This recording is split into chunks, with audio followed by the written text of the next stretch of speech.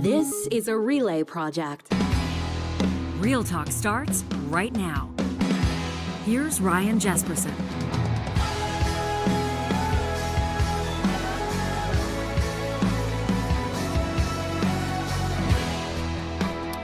Well, it's a big day as we record this episode. Welcome to our live stream. If you're catching this across 7 different platforms, presented by California Closets, or thanks for checking this out later in the day or whenever it finds you. Ryan Jesperson here, John Hicks, in just a second, Nick Taylor-Vaisey from Politico, as all eyes on Calgary. That's the home, of course, of the major projects office, and it is also just hours from when we'll be speaking to you now, where the Prime Minister and Alberta's Premier will be rolling out a memorandum of understanding on a new pipeline. It's a deal that has certainly been rumored to be in the works for quite some time, but is it fair to say that many folks, including the opposition Conservatives, are having a hard time wrapping their mind around it? They're cynical. They don't believe it's actually going to happen.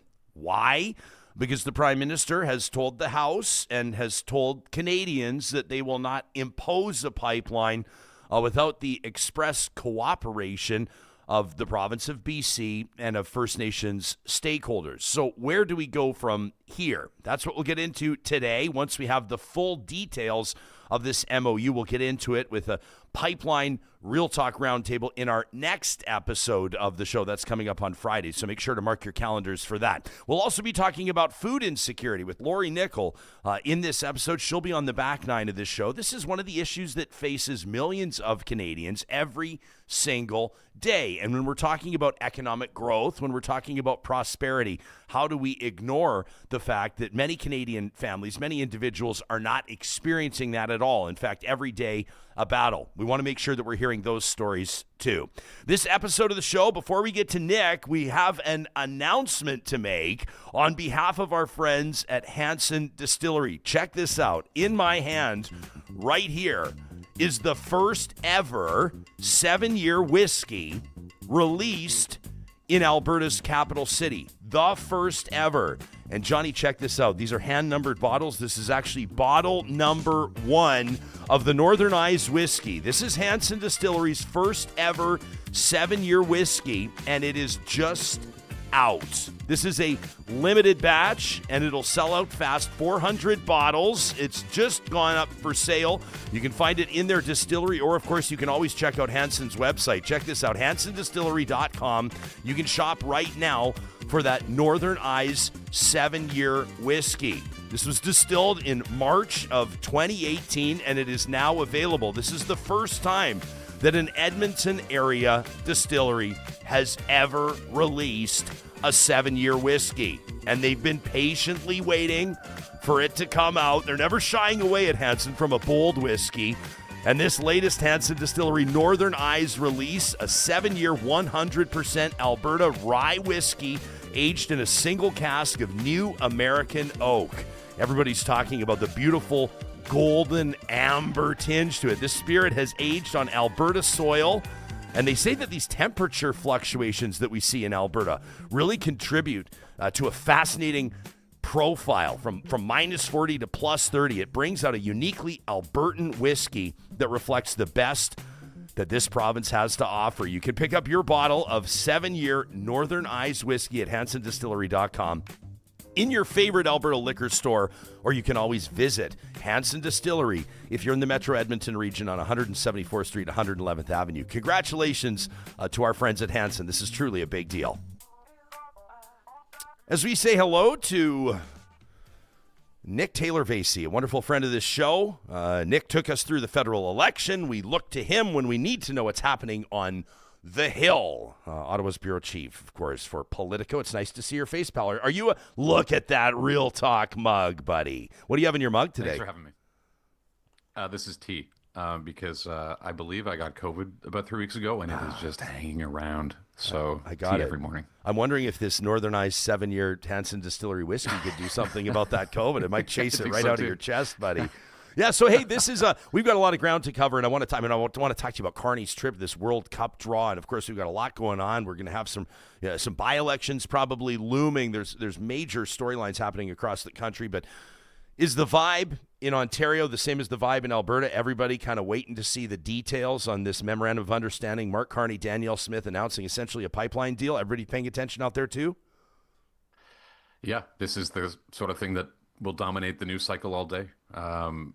Exactly what the details are here, what Mark Carney is putting on the table, and then how that works both, of course, externally in places like Alberta, but also internally to his Liberal caucus, because there are a lot of Liberal MPs who, even though in the first Liberal government of Justin Trudeau bought a pipeline, they're not too keen on the idea of abandoning a whole bunch of climate policy and then paving the way for a new pipeline to the West Coast that a whole bunch of people on the West Coast don't want, including New Democrats provincially. So it's a complicated time for the Prime Minister, but this is what he came to power on, was be bold, try to make things happen, and I guess try to keep everybody happy, though that doesn't seem possible. Well, yeah, I can't see how that's possible. And Alberta wants pipelines, says Danielle Smith, in all directions, north, east, south, and west, she said. Meantime, BC, I think a bit of an evolution, maybe some open-mindedness. I'll let you characterize it, but David Eby maybe walking back an absolute ban, mentally wise at least, on expanding TMX, suggesting that BC might be open to further expansion of that route.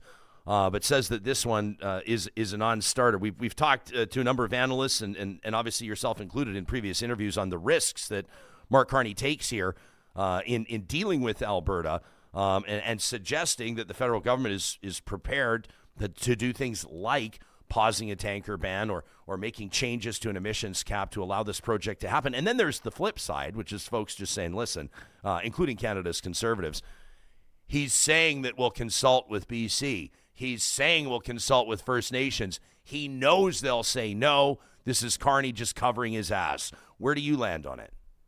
Yeah, it's a tricky time for Pierre Poilievre because he cannot oppose a pipeline. He doesn't want to oppose a pipeline, but he has to oppose the government. And so his tack here is Mark Carney could make this happen if he wanted to. The federal government has the power. They don't have to give a veto to anybody on a pipeline.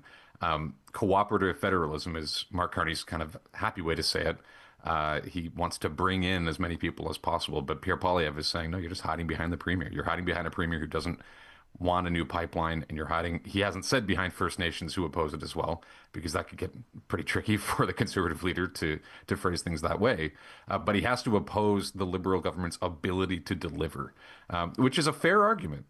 Because Mark Carney came to power not just on energy, but on a whole bunch of files, including, of course, Donald Trump, tariffs, and the trade war, as a guy who can deliver. Now we're 8 months in, and he needs to start delivering. People are going to, we played a clip in our most recent episode of Pierre Poilievre in the House saying, like what date are shovels in the ground? And he's got to say something, obviously, right? I don't think that anybody expected, it's going to be April 14th of 2026. I mean, there's a lot that has to happen. There's been no route announced. There's no funding. I mean, there's a lot that would have to happen.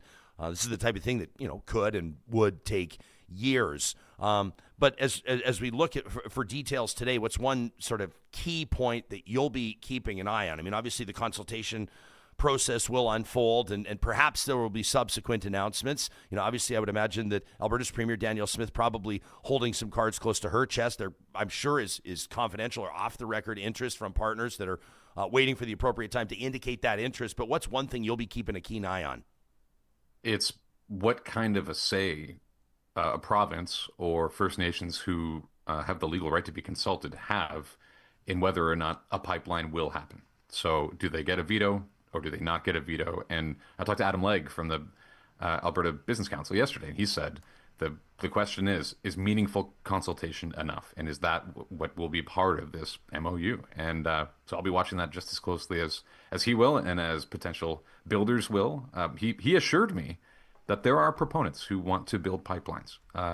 People, if the conditions are correct, if the regulatory environment is appropriate, and so they're watching as closely as we are. But of course, as you mentioned, and we're really bad at long-term thinking in Ottawa, a pipeline is like a 2030s proposition. It's not a 2026 or 2027 delivery date. We're bad at buying things for the military. and we're bad at thinking long-term about resource development, because in both of those broad buckets of investment, it takes a long, long time for things to actually come through. And we're a country that cares about now, a political cycle that is now. Well, yeah, and Johnny made the point on the show yesterday talking about, I mean, it's quite possible that, let's say the pipeline deal does go through, let's say they find a way to make it happen. It's quite possible that Mark Carney's not the prime minister when they cut the ribbon on the pipeline kind of idea, when this pipeline actually starts to deliver Alberta energy products to the rest of the world. It's interesting to see Jasraj Halland, MP, member of Parliament, Conservative MP out of Calgary East, standing up in the House, and we'll give you his take, the opposition take here. You'll hear from government voice as well for the audience. But he's basically saying, listen, this is like a fake photo op, says, but it won't build a pipeline, and then goes on to say that there are no vetoes for First Nations or provinces. I'll let him say it in his own words. Here's what we heard out of Ottawa. The Prime Minister is all set to stage a fake pipeline photo op. What he'll probably do is hand the veto power to kill that pipeline to the BC Premier so he doesn't have to do it himself. Section 9210 of the Constitution says the federal government has the sole power to approve interprovincial projects and get shovels in the ground. The only person blocking the pipeline today is this Prime Minister. Will he stand up today and commit to repealing the taker ban, axing the industrial carbon tax, and actually getting this oil pipeline built? Now, I know the Leader of the Opposition to be someone who will look back, maybe look back too often, but he looks very backwards. He'll want to learn from that mistake, and I really suggest he not make that mistake again with the Premier of Alberta. Mr. Leader of the Opposition, please call Danielle Smith. With the amount of hot air coming out of that member's mouth, I'm surprised the Liberals haven't slapped a carbon tax on it. That answer was as fake as this Prime Minister's promises. Tomorrow, he'll make this grand show and pretend that he wants to get a pipeline built, but he'll hide behind someone else and get them to cancel it so he doesn't have to do it himself. The only person that can get this pipeline approved is this Prime Minister. Does the pipeline need to be sponsored by Brookfield so it actually gets built? Hey-o, the Brookfield blast as we connect with Nick Taylor-Vaisey in our feature interview presented by Mercedes-Benz Edmonton West. A couple of zingers in there. Did you find any political strategy at play that impressed you, though?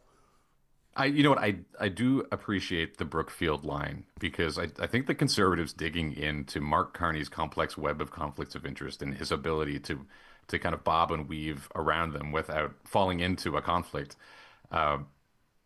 There's a lot there. I think that's a story worth telling and worth digging into. Talk to us about this press gallery dinner. Pressure on Carney Mountain for people that don't know. Like, explain for the audience. Alberta just had its less than a week ago. But take us into the press gallery dinner as much as you can say, because you can't always report on what happens there either, can you? Well, this is a key thing about the Ottawa dinner, the press gallery dinner here. In the provinces, it's off the record, I think, most of the time. Right. Or at least Ottawa, the spirit of it. The spirit of it is. In Ottawa, not so much. The Ottawa gallery dinner has been televised in the past. It's been recorded by CPAC and broadcast to the country. And so it used to be off the record. And when you read books about, the Diefenbaker era, it was like an old boys club where they'd get around in the center block on the hill, and they would tell jokes at each other's expense. There'd be skits. There'd be all kinds of sort of fun, bro-y stuff. I don't know if they call each other bros back then. But now it's on the record, more or less. Nobody really hides the jokes that have been told. But the pressure is on the Prime Minister to actually be funny. The rumor is he actually is a funny guy. But he's got to tell jokes. Everybody in the room is fair game. But he's also got to take some shots at himself. And so we'll be watching pretty closely whether or not he's up to the task. Yeah, there's the Alberta one was funny to hear about. I was out, was hosting an event concurrent with the gallery dinner, and so I just ended up connecting with a bunch of people after, and it was at like a seedy, oftentimes a karaoke-driven kind of a pool hall, downtown Edmonton, like a hotel lobby, more like a motel, kind of a lobby bar with like tile floors. Are you picturing it? Kind of lower ceilings. Oh, yeah. Like back in the day would have been stacked with VLTs and heavy with cigarette smoke. No longer. But it was really interesting to look around because there's like senior staffers for the Premier, senior staffers for the official opposition leader, for Nenshi, MLAs in the room, some cabinet ministers, and like laughing and talking. And for one night only, kind of chummy. Like for one night only, asking each other how their families are doing. And I'm watching this from afar, just going, you do not see this. Like you would be under the impression, if you spend all your time on social media or listening to them on TV or radio talk about each other, you'd be under the impression that they would hit each other with their cars, given the chance. But there's something unique about the press gallery dinner. Yeah, and I should say about Ottawa, it is not in a dive bar. For many years after it was on the actual hill, it moved over to the Museum of Civilization, now the Museum of History, in a big gala hall. Yeah, and now it's back on the Ottawa side of the river, but it's in the Sir John A. Macdonald building in the big space that a lot of receptions are held. So it's sort of one of the fancier rooms. Hey, the Sir John A. Macdonald room. It hasn't been reassigned or renamed.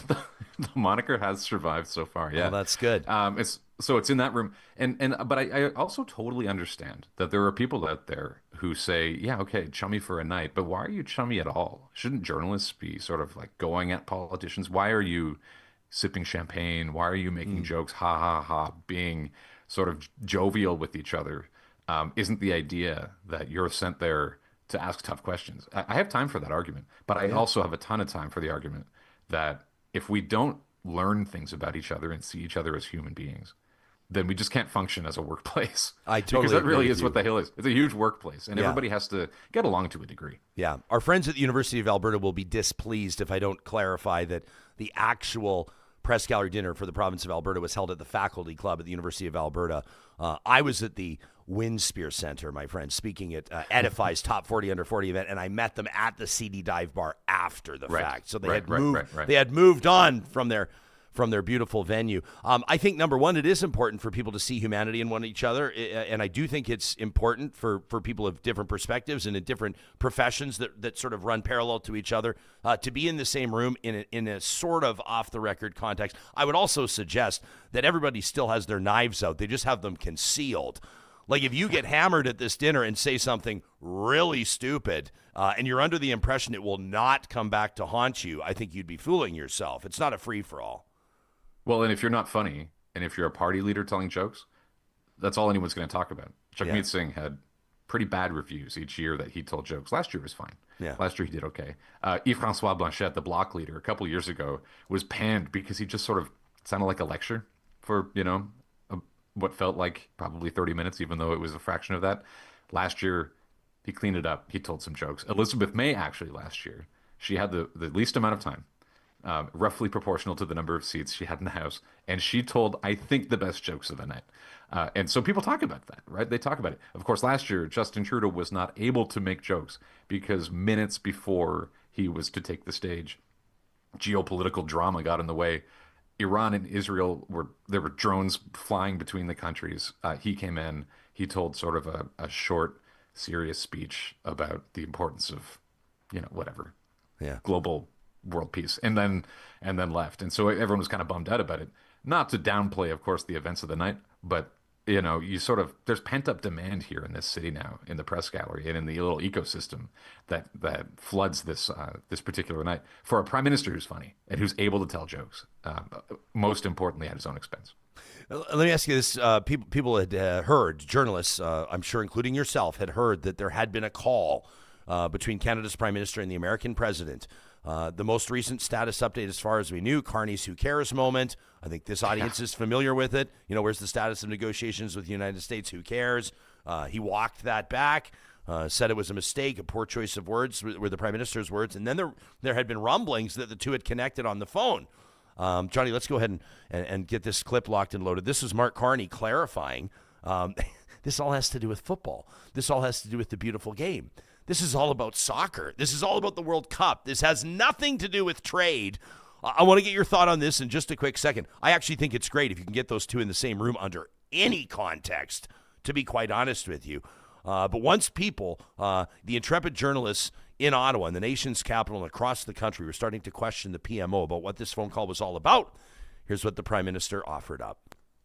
This is the kind of thing I didn't want to get drawn into, which is every little exchange. There are substantive meetings and conversations and negotiations, and that's not what I'm alluding to. to be clear.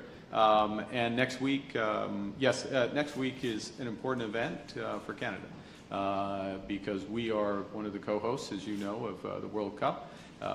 And I'll be participating alongside President Trump, other co-host, and the FIFA president. There'll be the selections of the countries for the various groups, Canada included, and I'll see the president around there. But again, I don't want to over-signal thing. This is something I'm trying to, what matters is the negotiations when they re-engage. They haven't re-engaged yet, so that's the fundamental point. Okay, so that's Carney. Nick, you've written about this in today's Canada Playbook. People can check it out and subscribe at Politico.com. Take us into why you think that this is significant. I mean, you have Mark Carney going into the Kennedy Center, this beautiful performing arts center in Washington, which is now under the direct control of President Donald Trump. This is like TV level awkward. Like you can imagine a Veep moment here where Carney is walking into Trump's house. What's the seating plan? Like, where does Carney sit during this draw? Where does Trump sit? And when they do cross paths, I guess they're not going to talk about trade. They're not going to talk about tariffs. Are they going to talk about football or soccer? Not a chance. Listening, like it's so strange as a setting. But it also, if we zoom out a little bit, it's still wild to me that only a few years, like a handful of years, after Canada's men's soccer program is anywhere near competitive on the global stage, Canada's co-hosting the World Cup, and so Carney gets to have all these moments that Trudeau had several of in his time, where he gets to be in the big room where this is the world's sport, and now Canada gets to be center stage. I think it's great, and I hope. You never know. It just feels like with Trump, and like as if I'm not in the Oval Office. Obviously, I'm not pretending like I'm privy to any of this, but it just strikes me as though it's such an unusual landscape. Like it's so unpredictable. A TV ad campaign by Doug Ford during Major League Baseball playoffs can like turn off international trade talks for like 2 months. That sort of an idea is that a smile and a handshake at the World Cup draw could just as easily get the talks started again. You have no idea. Yeah. Right? Well, this is the thing. Donald Trump likes Mark Carney. We know that much. We know that when they are in the same place, that Trump kind of likes him. He's Trump's kind of guy. He knows things about the world. He understands the economy. He's a serious man, and Trump likes to be in the same room and in conversations with serious people. And we've heard that when Carney was in the White House in May for a lunch, that they talked about all kinds of stuff. They didn't just talk about Canada-U.S. relations. Trump took Carney's temperature on global affairs because he sees him as a credible voice there. So I just want to know what the opening line is. I want to know the first thing Mark Carney is going to say to Donald Trump when he goes up, and what the handshake is, how long it lasts. If Trump tries to pull one of his things where he yanks, his interlocutor forward, we'll see. We'll see if any of it's caught on camera. And we'll see also how Carney's team curates all the pictures from the Lincoln Center and what it ends up looking like online. Yeah, there will be some shot at Canada's soccer team, and there will be some playful banter, I'm sure. But hopefully at the end of the day, it gets that thing going again. Hey, before you go, and I know you got to run, but I have to ask you, like people are expecting some high-profile changes within Liberal caucus, and Jonathan Wilkinson among them.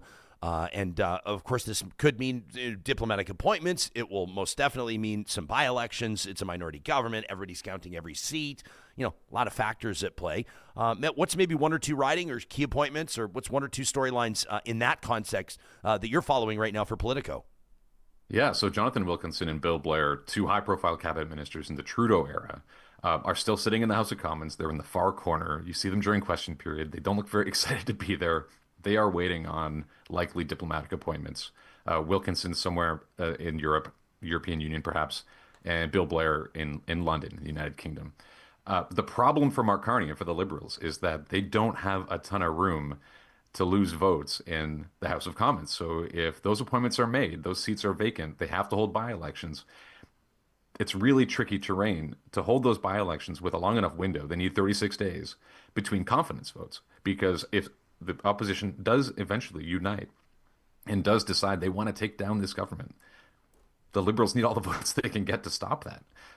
It was the confidence votes that just happened were sort of, I think, a little bit of smoke and mirrors. Nobody wanted an election. It was a close vote, but I don't think anybody was really too worried that they were going to go to the polls unless there was an accidental, election. But in the new year, with a Budget Implementation Act working its way through the House and various other potential confidence motions that any party could put forward, the Liberals have to be very careful that they don't time it wrong. So you may have like Bill Blair and John Wilkinson waiting a while to actually take up their new postings. Do you have any insights? Still in their seats. Sorry to step on your toes. Do you have any insights into how? I don't know a lot about the Wilkinson-Carney relationship, but Wilkinson was like a prominent cabinet minister under Trudeau. He's appeared on this show many times, and I think articulate, et cetera, et cetera. Struck me as well liked. We never know what's happening, behind the scenes or below the surface. But not named to cabinet, very critical of the pipeline deal, et cetera, et cetera. I'll respect that he's representing probably the views of his constituents and perhaps his personal convictions. But do you have any insights into why that relationship is not functioning how some people maybe thought it might? Well, there's a few things. One is Jonathan Wilkinson is Mark Carney's kind of guy. He's a former clean tech CEO. He's thinking about the world the way Carney thinks about the world, with a huge transition away from fossil fuels and into clean tech. There was a very chummy endorsement video where Wilkinson and Carney were walking down the street in Ottawa in both official languages. And it was just a very chummy endorsement video when Carney was running for leadership.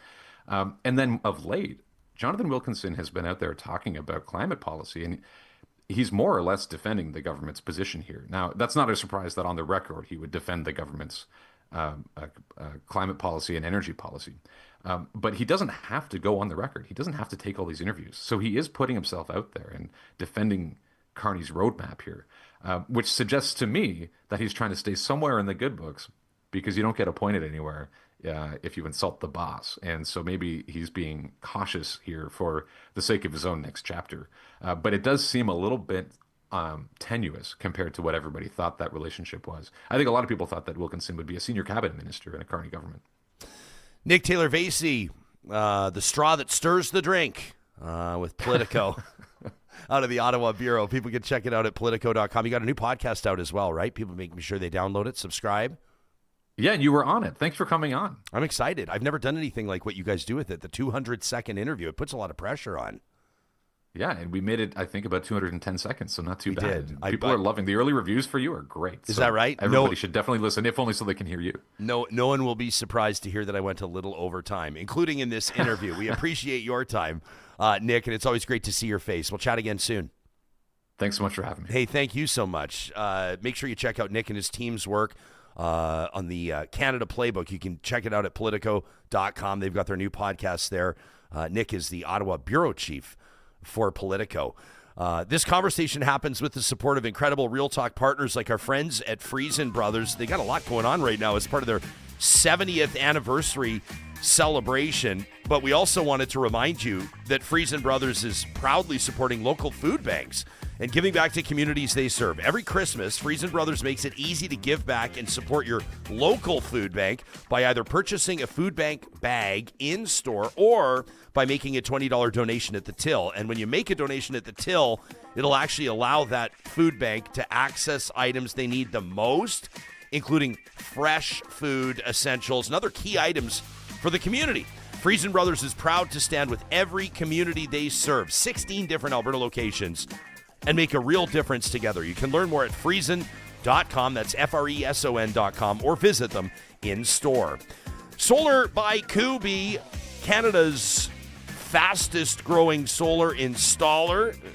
You get this? Closing in on 6,000 installations this past year. Can you wrap your mind around that? You know, a lot of people, when you're thinking solar, you think this time of year. If you didn't get it done, if you didn't get installers up on your roof, you're thinking ahead to the spring, right? But there's this common misconception around solar in the winter, that the system won't produce much power. or that cold weather will impact the panels in a negative way. The truth is, even with shorter days, your solar system still generates energy, and cold temperatures can actually help the panels perform more efficiently. If you're curious how solar performs in Canada's colder months, check out kubi.ca/solar. They've got a wealth of resources there, including a blog post, Solar Panels in Winter. You can also get a free solar quote anytime by visiting kubi.ca. Our friends at California Closets, proudly Canadian-owned and operated, providing custom closets and storage solutions for your entire home. And they work on all kinds of projects. For one of you, it could be getting your garage organized. It's the workhorse of the home. It doesn't always get our full attention, but a well-organized garage, number one, becomes a great hangout spot. Number two, makes life so much less stressful. For others, it could be that dream walk-in closet or the laundry room you've always wanted. California Closets builds it all custom and guarantees it for life. It all starts with a free consultation. You could book that today at californiaclosets.ca. And I'm proudly wearing my Relentless sweatshirt today. This was a gift from our friends at UCAN Youth Services. And this time of year, we're inviting you to help make Christmas brighter for the young people that are participating in the UCAN Youth Services programming. Two of these programs in particular, ready for work programs, right? The sort of earn while you learn programs for young people that have essentially been in harm's way, many times in situations outside their control. But through the Verto Project and the Road to Work program, they're preparing themselves to re-enter the workforce. You can stuff a stocking for one of these young people by visiting ucan.ca. As you enter the workforce, you guys know how it is. Little things can make a big difference. A bus pass, warm socks for outdoor work, even a coffee card. This Christmas, fill a stocking that removes barriers and builds confidence for young people starting their first jobs. You can follow the link on the homepage at ucan.ca. It's also American Thanksgiving today. We want to recognize that the intrepid producer of this program, the technical director of this show, Johnny Infamous, born the best Thanksgiving in FLA. The best Thanksgiving. There's no need to go all Trumpy. There's no need to pick fights over Thanksgiving. But it is a big day, isn't it? This is a podcast. We got to get controversial. We got to get people fighting. Canadians celebrated first. What, like 100? In the 1500s we started, or in the 16, but.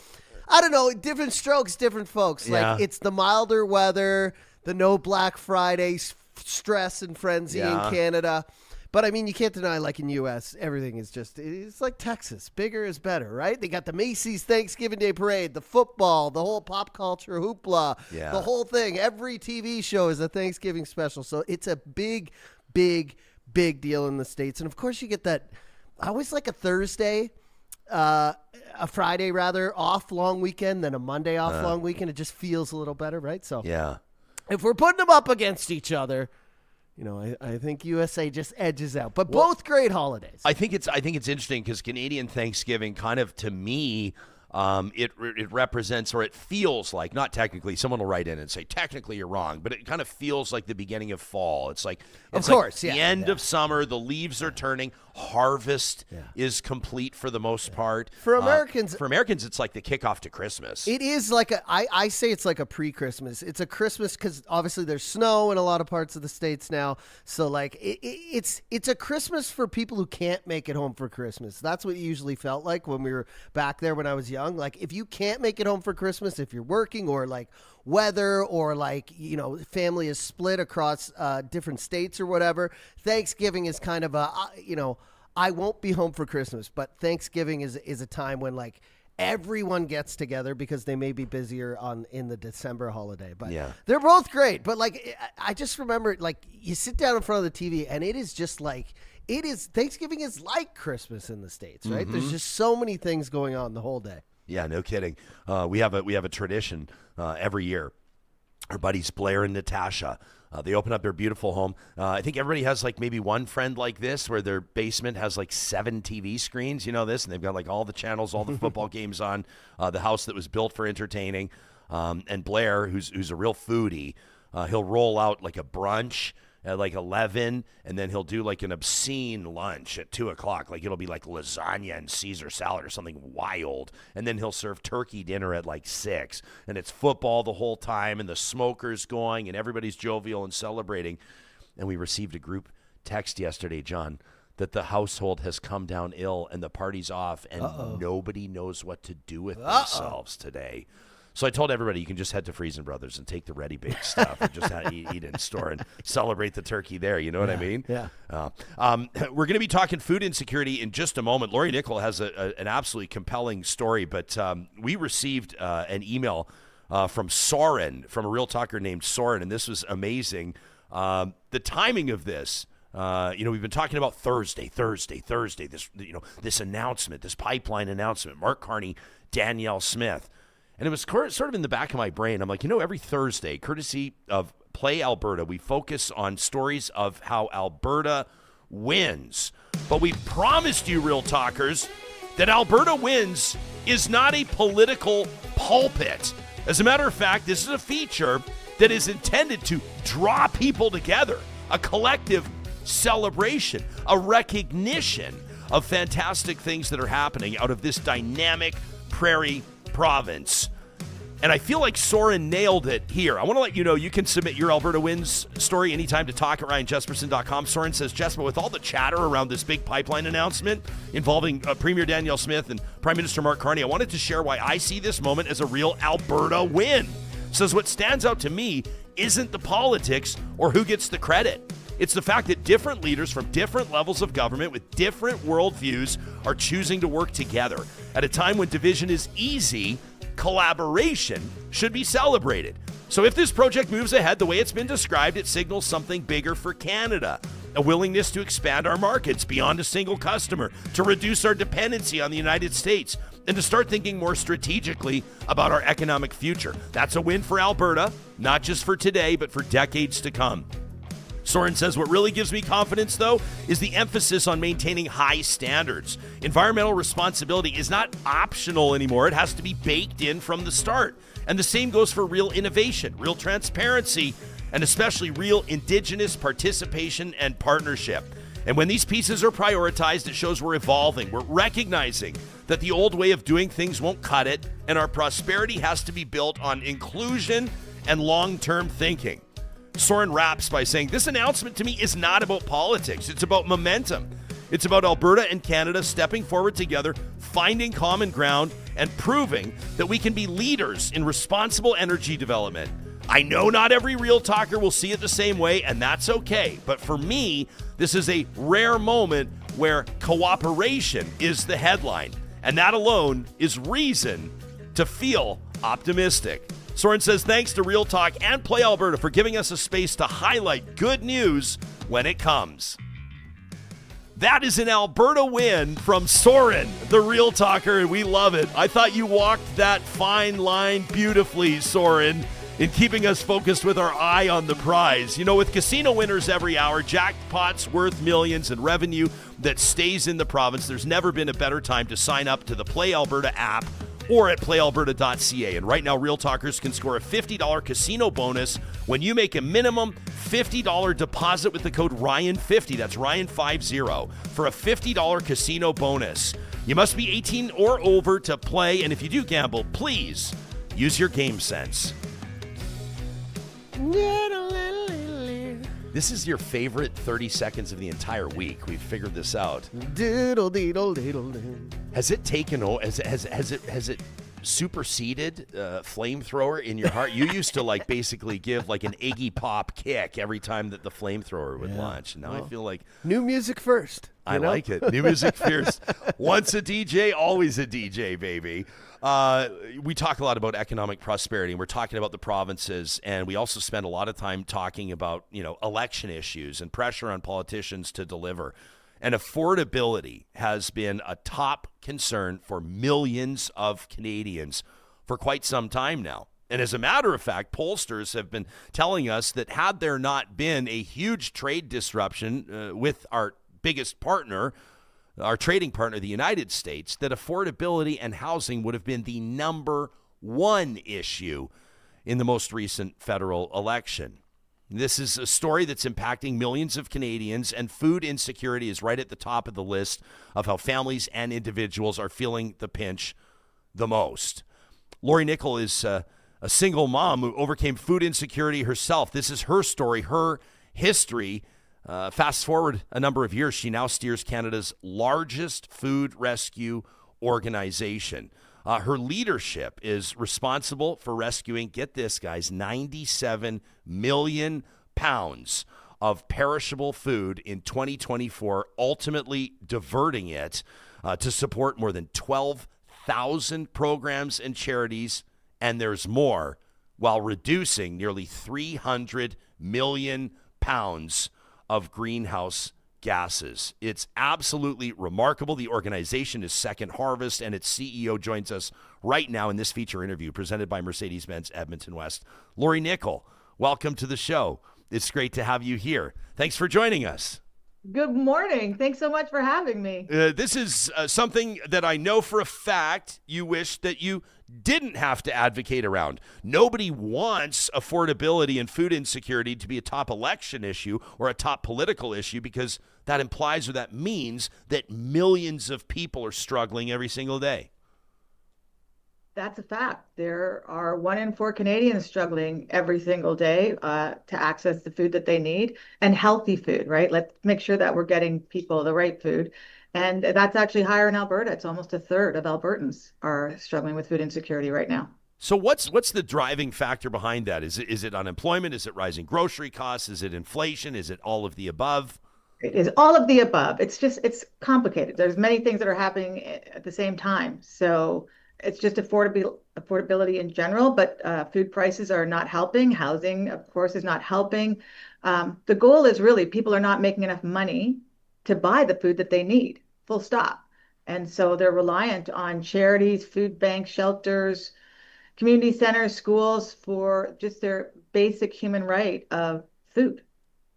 Can you talk to us? I mean, in your brief introduction, I mentioned the fact that you understand food security because you have lived food insecurity. You know, you've been a single mom who's grinding it out and trying to put food on the table for her kids. What were kind of the key moments for you? In honor of American Thanksgiving, let me ask, what were the key mile markers in your journey that brought you to where you are now as CEO at Second Harvest?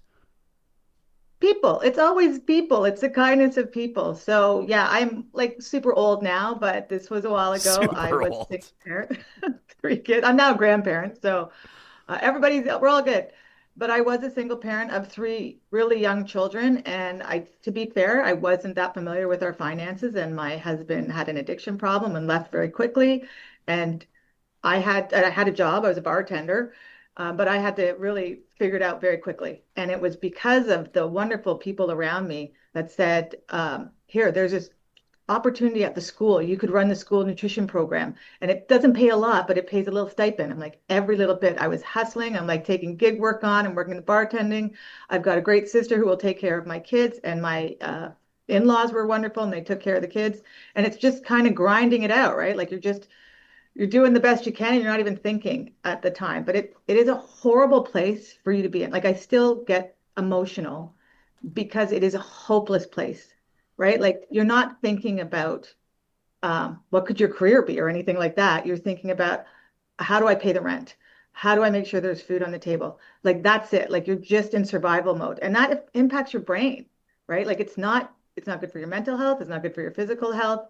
And it's because of the people around me and the opportunities that they provided me. Even the bartending job, I got a better one. Like someone said, work here. And everybody knew what had happened. So all the customers were very generous. And it's because of the kindness of strangers. And so I started at a child nutrition program. And that was really about empowering women. It was a bunch of women that were low income, making sure that all the kids got to eat, not just our own. And that just kind of exacerbated into another job where someone said, you're good at this, do this, you're good at this, do this.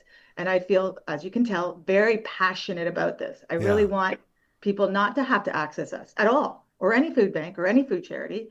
I want them to have the money in their pockets so they can buy the food. But while that's not possible, I want to make sure that they can access the healthiest food possible for themselves and their families.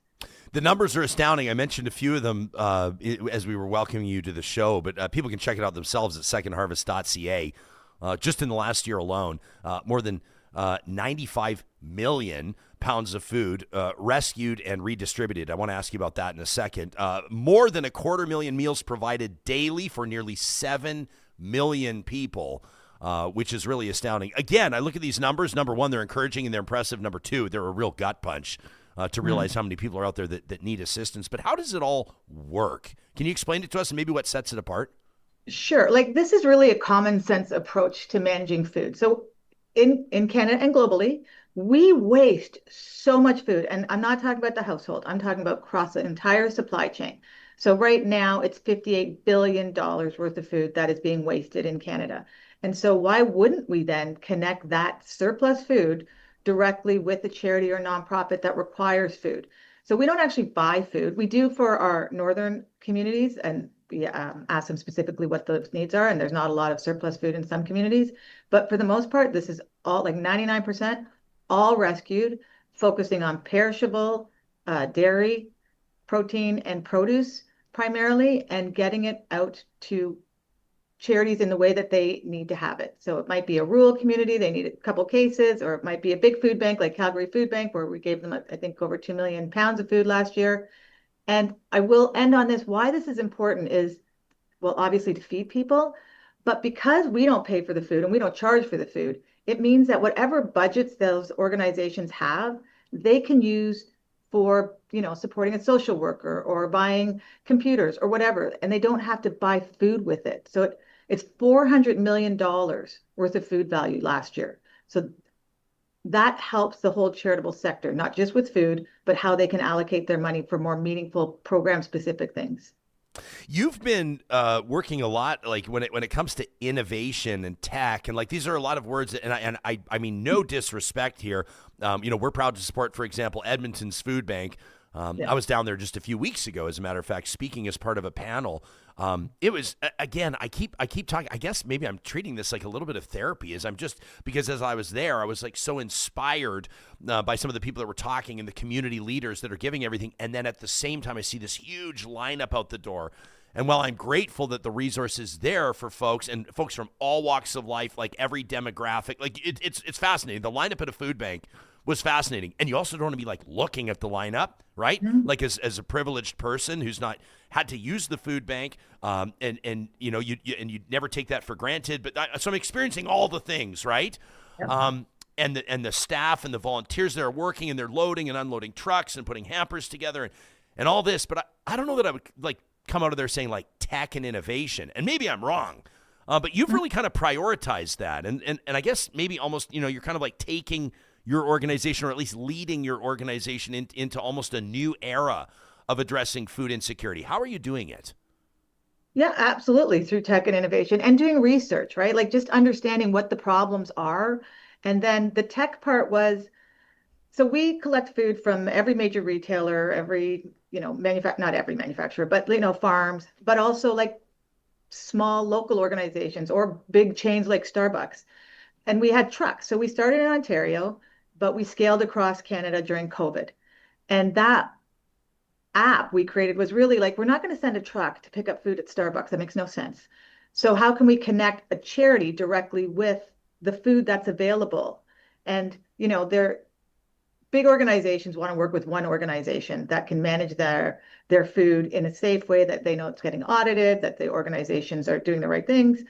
And so they said, okay, Second Harvest, we'll give you the food, but we want to make sure that you have the right controls in place. You're a business. You got to make sure that the organizations, because we're B2B only, not B2, we don't go right to the clients, because there are great organizations that do that already, like Edmonton's Food Bank that we also work with. So they're part of this app. And so they can just claim food right off of the app. If it's there, it'll just pop up. It says your local coffee shop has, 10 sandwiches.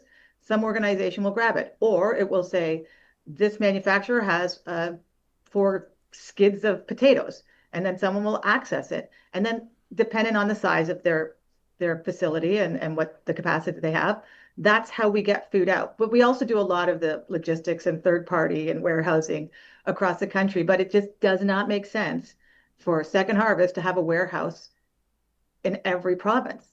These exist. So better to work with the organizations that have that understand their community needs, and we'll just get the food to them. Lori Nichols, our guest, CEO of Second Harvest, in our live chat, powered by Park Power. M. Aitken says, why isn't there a law that stores just can't throw out food at the end of the day? He says it should be mandated that it be sent to food banks and shelters and the like. I'm sure there's a lot that goes into it. There probably are maybe very good reasons why or why not, but is she maybe onto something? Well, we don't actually need one, to be fair. Like almost every retail, like the big ones, like the Empires and the Loblaws, they are all doing it already, and the Metros in the East. And there was a law, actually, and she might be referring to this, that they put in France. And what ended up happening was, yeah, they have to donate it, but they didn't actually understand that the charitable sector couldn't naturally access it, right? Like you can't just say, hey, I have all this food without giving the charity the freezer or the fridge or the truck to pick it up. So it actually ended up hurting the charities because there's no plan outside of let's make it illegal. Now, I'm happy to say in Canada, I don't think that's required. I think they're like in the retail sector anyway. Across the whole supply chain, I think there's room for improvement.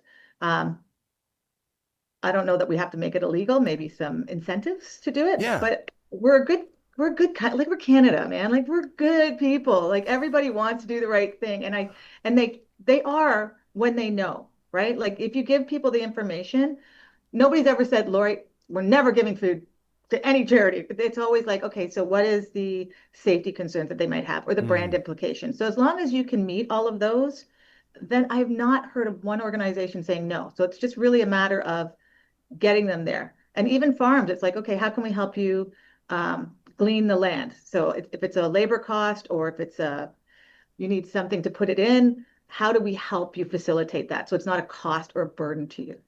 You've been recognized by the United Nations for your work, and it's kind of interesting. And I don't know if this is more like, well, you tell me if this is you or if this is the organization. But you've kind of had this three-pronged approach, right? Like you've talked already about women's empowerment, and you've talked about food security. Obviously, that's the whole deal.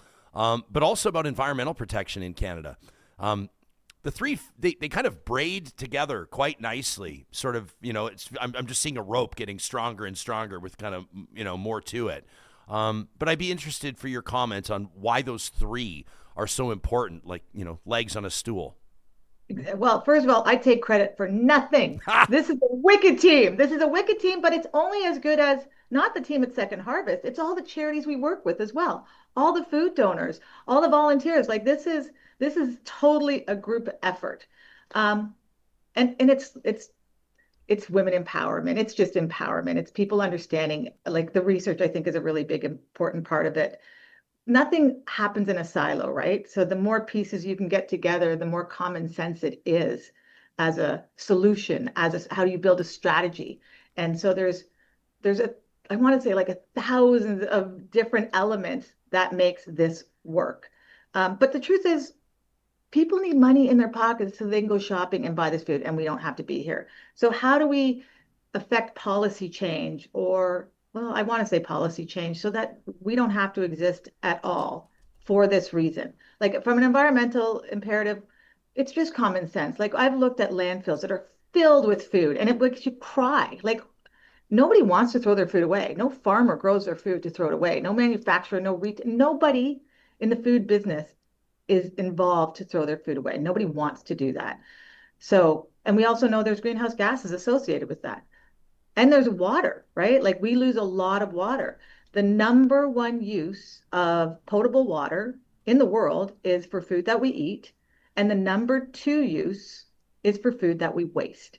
So even from a water conservation and a greenhouse conservation, and how do we strive to eliminate as much food waste as possible? So one way is, sure, absolutely. Let's make sure while it's happening, let's give it to charities and nonprofits. But there's also an economic imperative for your business. Where's the hotspot? Why are you wasting all this food? Let's figure that piece out too, so that you can reduce this at source. And while we're working on policy initiatives to manage food insecurity on a on a higher level of making sure people have money. I wanted to ask you about policy. Just curious. Like we're, everybody's talking about this big pipeline deal today. Don't worry, I'm not going to get into pipeline unless you want to. Happy to go there if you want to, my friend. Not. But people are looking to Mark Carney and saying in a number of different contexts, like on energy projects or these so-called nation-building projects, on the trade deal with the United States and other international partners, and they're like, it's time to deliver. It's time to start delivering. Federal election was at the end of April. We're now, at the end of November. Like, time to deliver. On the affordability and housing and food insecurity front and the like, what's your assessment of how this new look federal government is performing? What have you seen that you're encouraged by? What are you not seeing that you'd like to see, et cetera?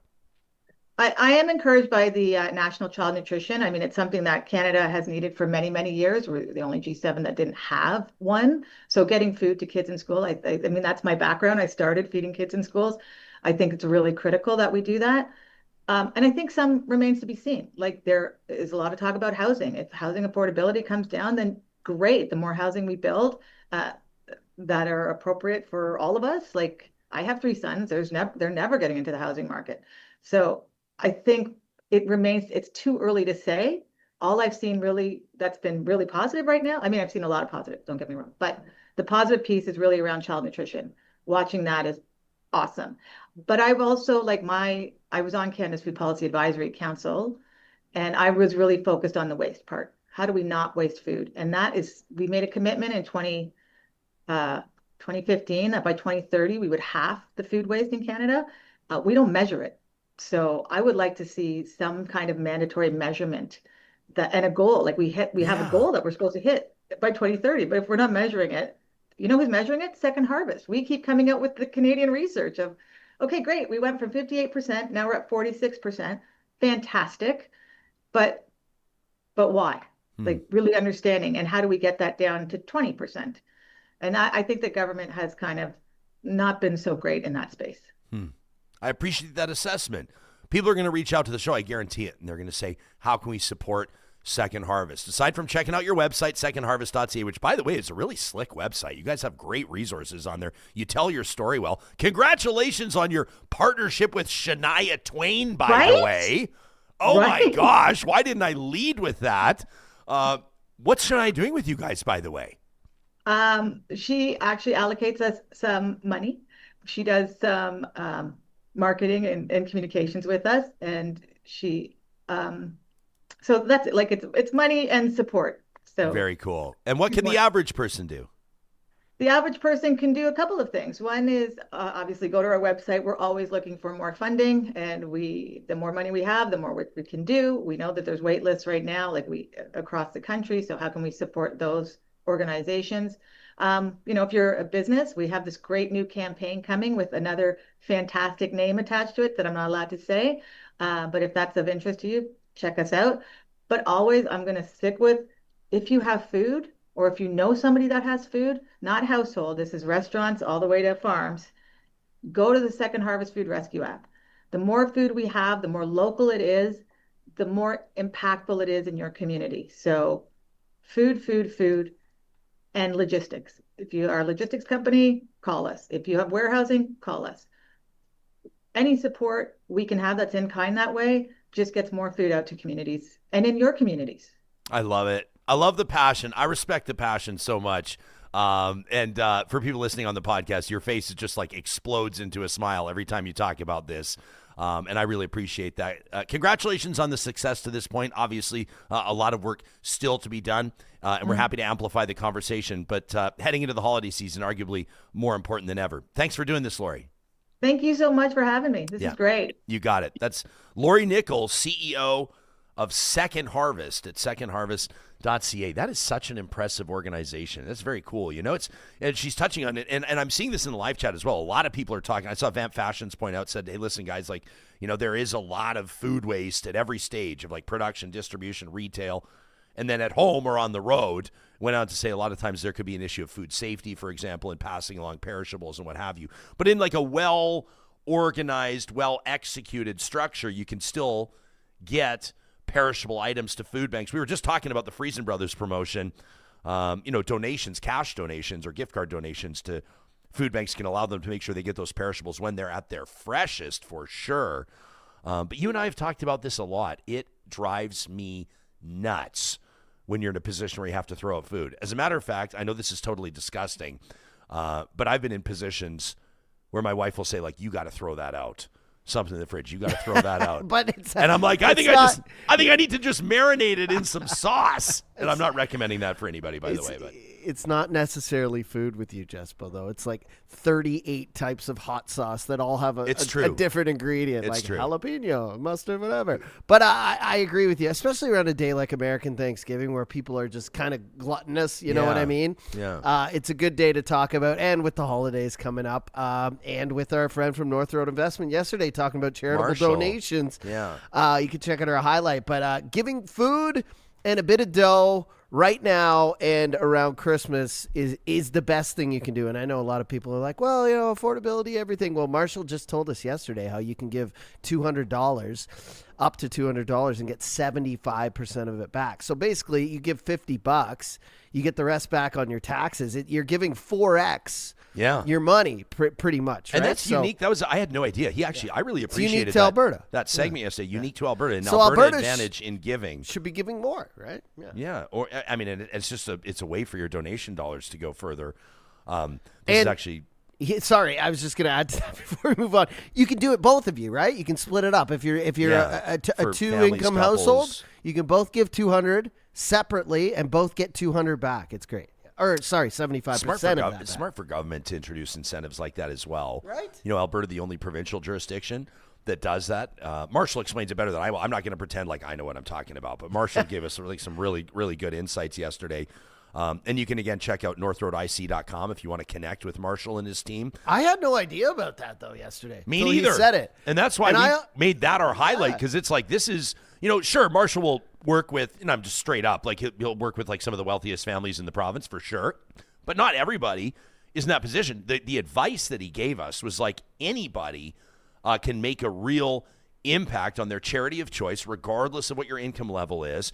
And for a lot of people, we don't take for granted. We've talked about this on the show before. Like there are income earners in Alberta or people that are on social assistance in different shapes and forms. You see a swing in like the price of public transit or in the price of your utilities or in grocery prices. I saw somebody in here making a comment on how they noticed that the price of hot dogs, the price of wieners had like exponentially increased. Lizzie's. and they were saying like, now low-income earners can't even afford to eat hot dogs. Like, I understand, I recognize that people are feeling those pressures, and that's very real. Like $20 in either way is very real. Oh, yeah. But I'm saying for people with some disposable income, I mean, it could be $5, $10, $15, $20. We want to make sure that people understand how you can make the most of those donations, regardless of whether it's $20 or $20,000. Sure. But yeah, even with, we're thinking about Thanksgiving that just passed and American Thanksgiving today and holidays coming up. When you're at the grocery store, just grab a few cans of something because you know you're going to be going to an event or a Christmas party or something. There's going to be a bin. You're going to go to a hockey game. They're going to have the bin out for toys and whatever.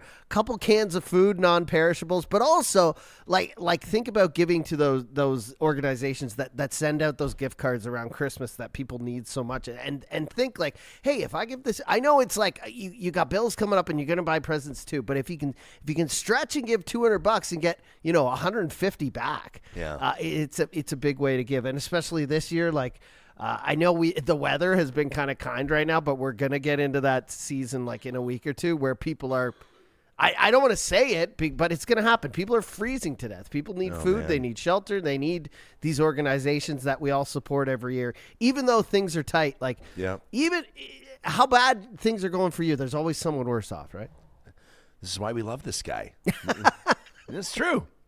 Boom Shanker X in our live chat, powered by Park Power, your friendly local utilities provider, says immigrants actually oftentimes manage problems like food insecurity better because they tend to work together.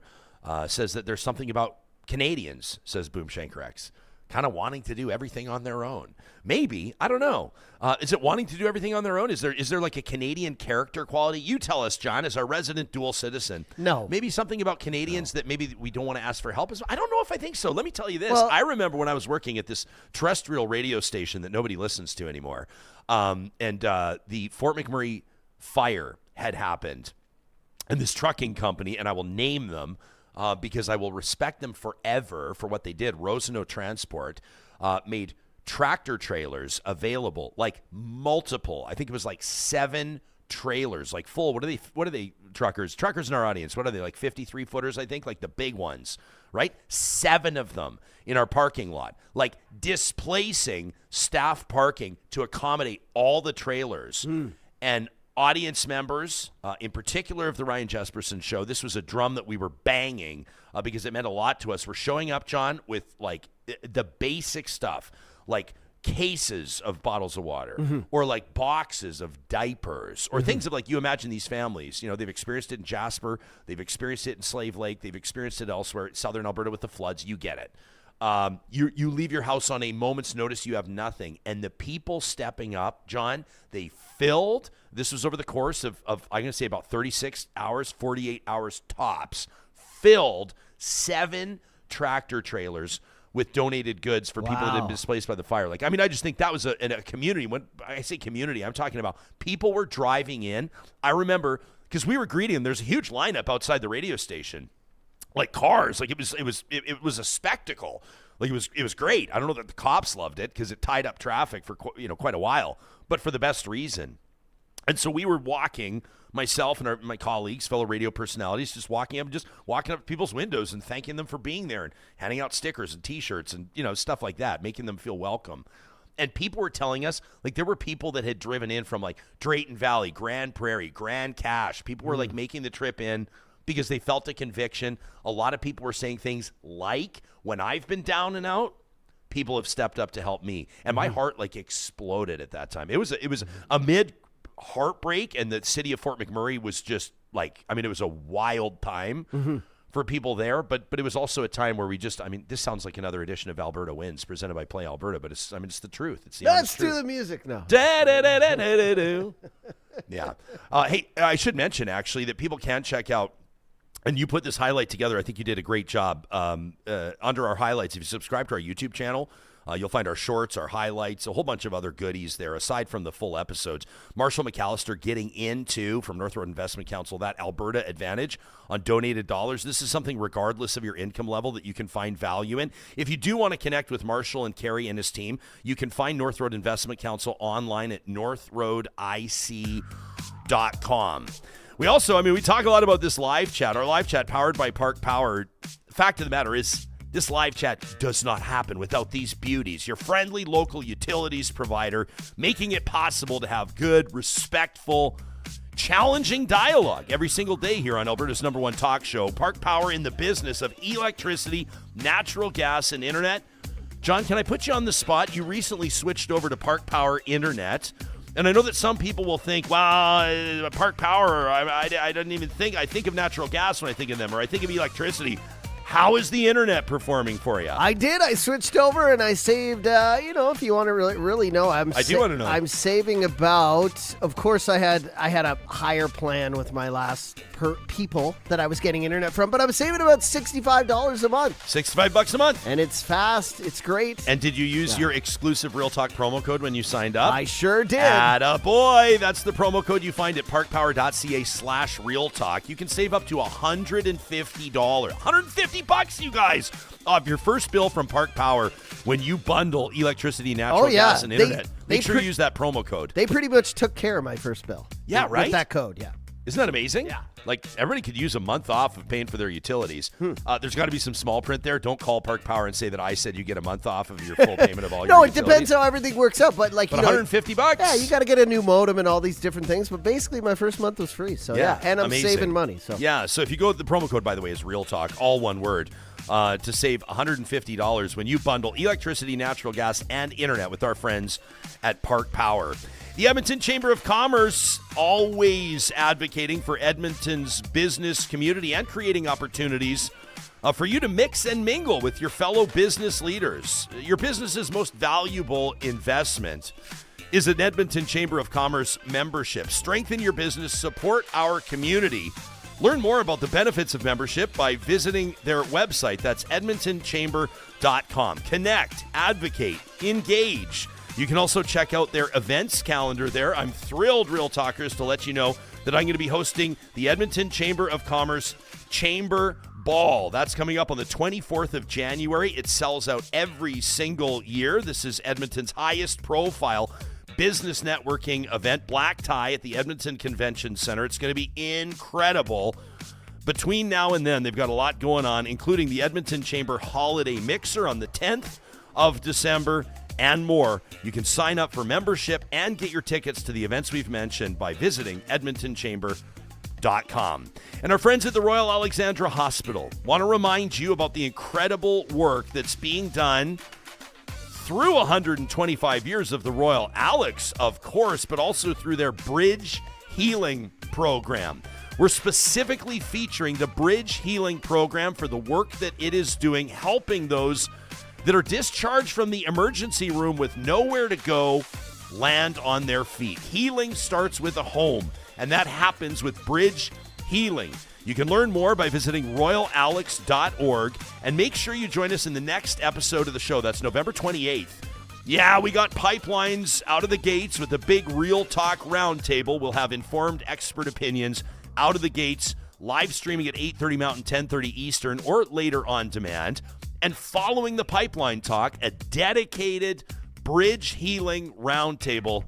You're going to hear from some of the most foremost experts when it comes to helping the unhoused, helping those that are perpetually experiencing, a need for the emergency room. These are our fellow citizens, our fellow Albertans, and Bridge Healing is giving them a shot. That's the 28th of November, right here on Real Talk.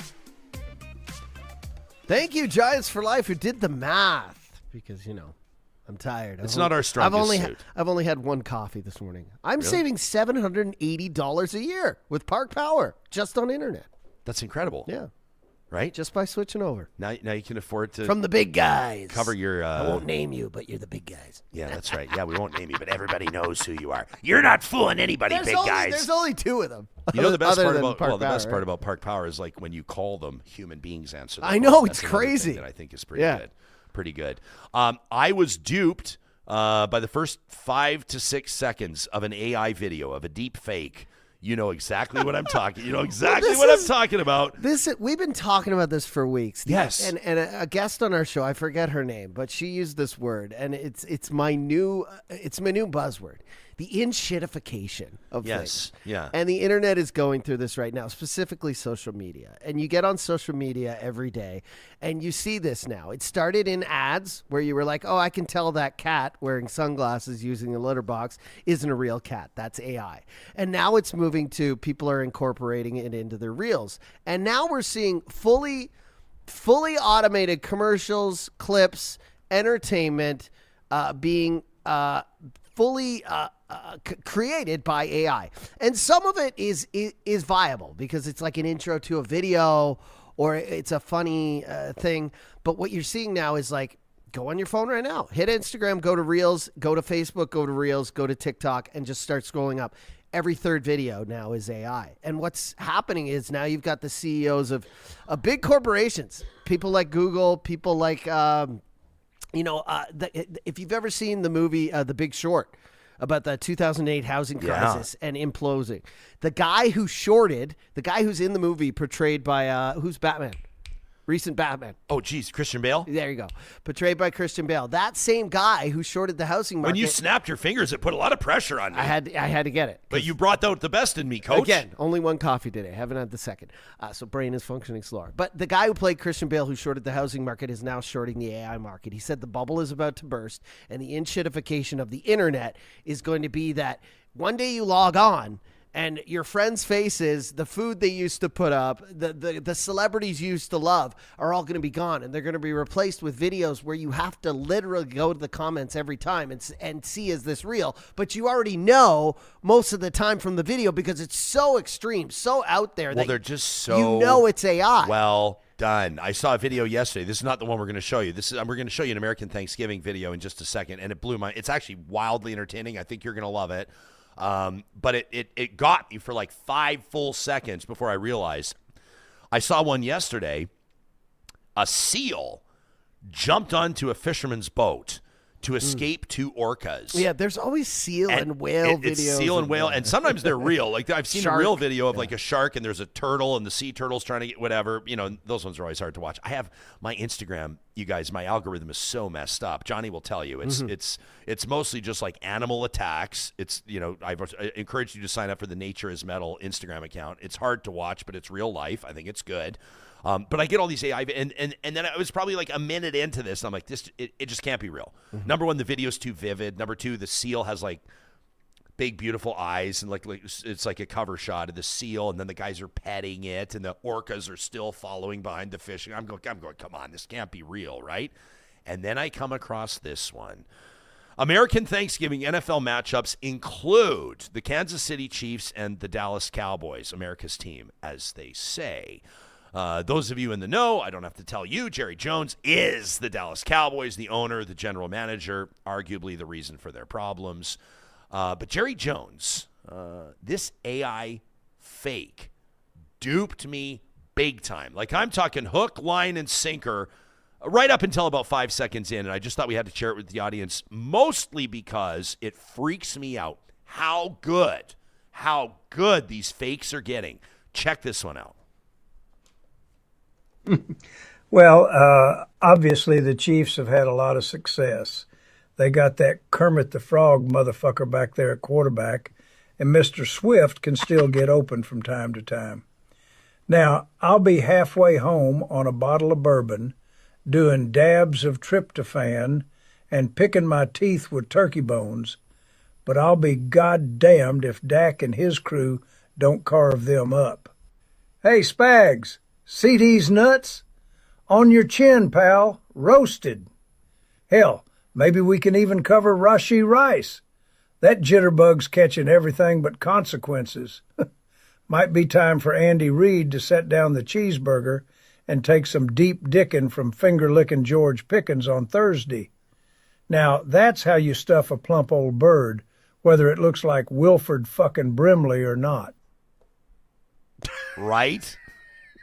Like I said, for the first 5 seconds, it had me. Right up until he got to that Kermit the Frog looking motherfucker talking about their quarterback, obviously Patrick Mahomes, one of the best in the game, and then Travis Kelce, Mr. Swift. But I just, it honestly, and there's a lot of people here right now that are saying, right, that this is like, some of you saying, like Scarlett's like, Jespo, how did that get you? It's so good compared to what AI used to be, which is like, remember Conan O'Brien? I'm not saying this was AI, guys, but Conan O'Brien back in the day on his talk show, remember he'd have like the cutout of like Bill Clinton's face, and then they'd have the lips that were moving that was somebody else and faking it, and early AI looked fake like that. But now it's getting to the point where I was thinking people that are actually caught on camera doing something controversial, doing something stupid, doing something that compromises their career are now going to have the out.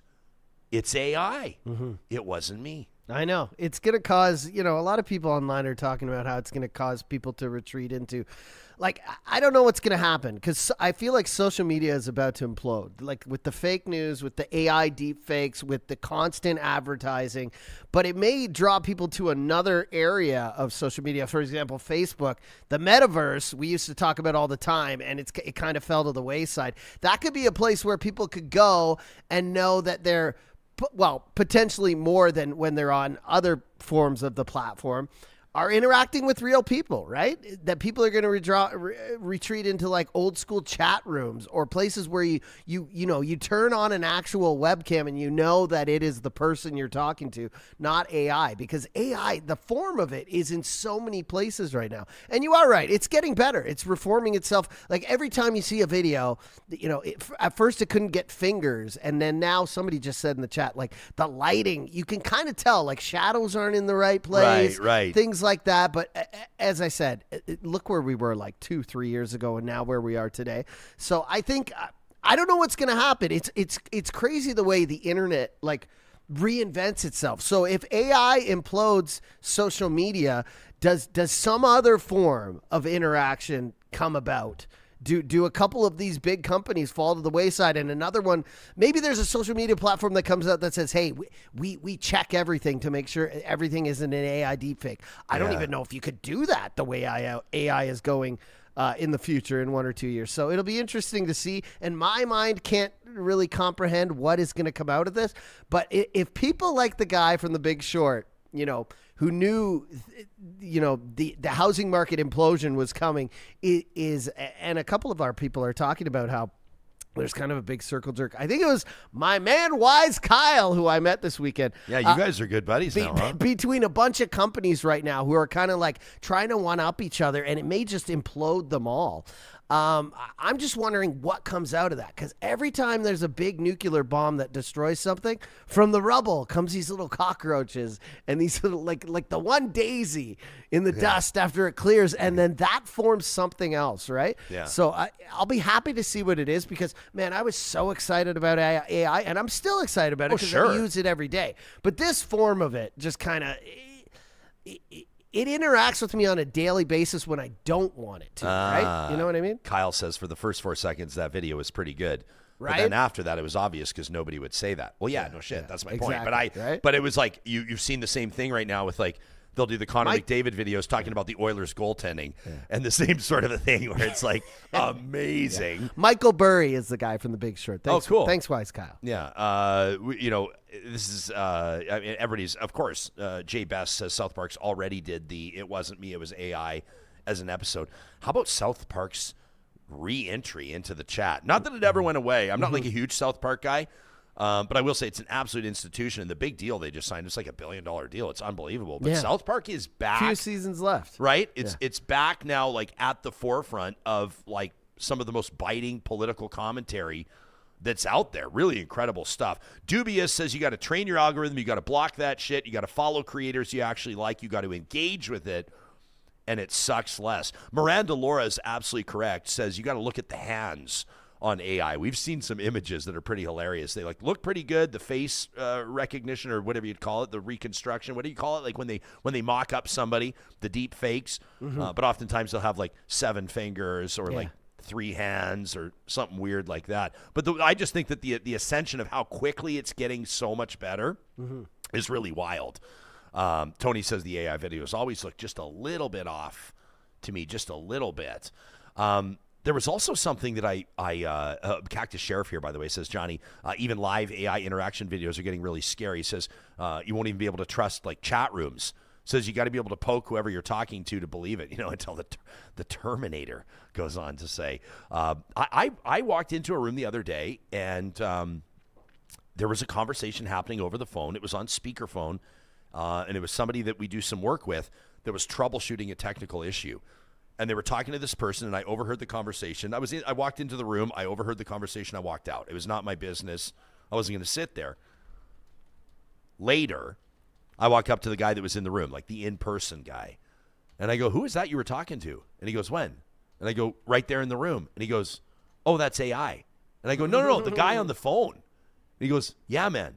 He goes, like, that's the audio version of ChatGPT. And I'm like, I know this makes me sound so out of it, but I was blown away because the conversation was like candid and casual. And this guy says, no. They were clarifying something. He goes, no, like I've already tried troubleshooting this, but I'm trying to do this. And then the AI voice is like, I see. Gotcha. Okay. We're now. And I'm like, if I thought that this was a phone call, or if this called me, whether that was political polling or whether it was like a scam. We talked to Julie Matthews in our most recent episode about, the new era, the new age of scams and how people are being targeted and taken for their cash.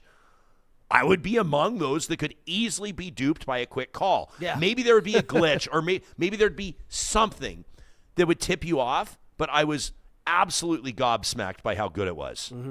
I think this is good for our community, like the media community, and it's going to push people. And look at this. I just asked, here you go. I asked AI where people will go on the internet when they get sick of AI.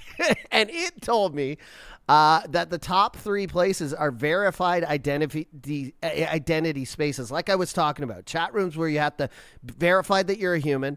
Places like LinkedIn, Substack, and your buddy there, Blue Sky. Yeah. Number 2 is paywalled places. So places where you pay to say, hey, I know that the people in here, the content I'm searching is made by editorial professionals and not by AI. So we're talking about, like, again, Substack, Patreon. Shout out to our Patreon Patreon subscribers. Discord, shout out to our Discord members only chat that you can get. Become a member on YouTube, become a real dealer or real VIPer.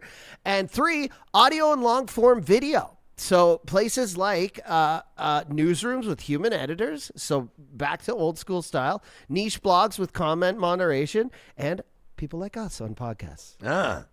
Right up until AI, we are replaced by AI talk show hosts. I was just talking about, though. No, I don't think you could ever, long form AI podcasts. I don't know if you tried to listen to them. There's one that a comedian mine does, Will Sasso, and it's like AI generates their content.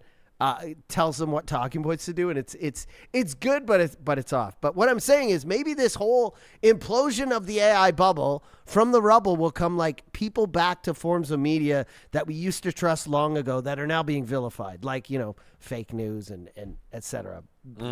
Left-wing media or whatever. But like I miss the days when people would tune into the 6 o'clock news, look at a human, get all the 1 hour, get everything from around the world ingested. But now we kind of, it almost takes longer to when I'm going, like even when I get here in the morning and I'm like, what are the highlights? What are the news stories today? Go to all the social media platforms, all the news blogs, like make sure I have to verify, like, is this real? Has this been AI curated? Did a human make this story? It's going to be interesting also to see how many people use AI within that space.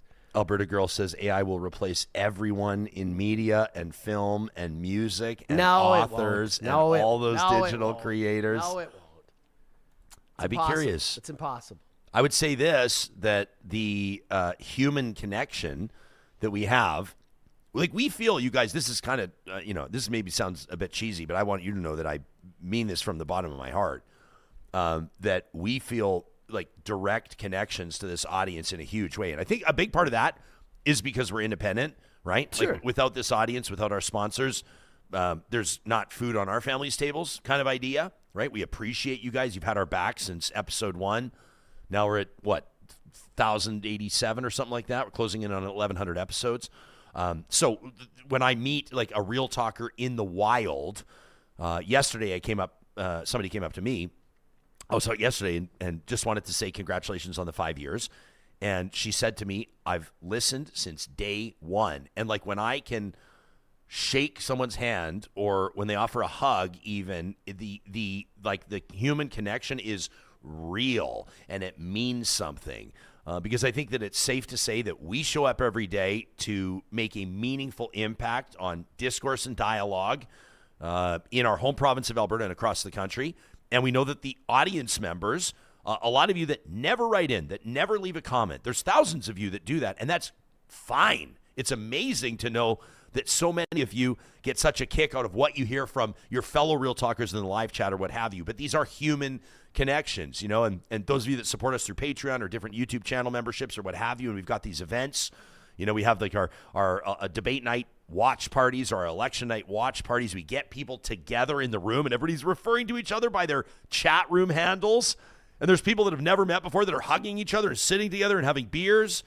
Our Real Talk Pond Hockey Classic, by the way, which is coming up on Saturday, the 31st of January, out in St. Albert. We're going to be opening up registration shortly, maybe as early as Monday. We'll let you know.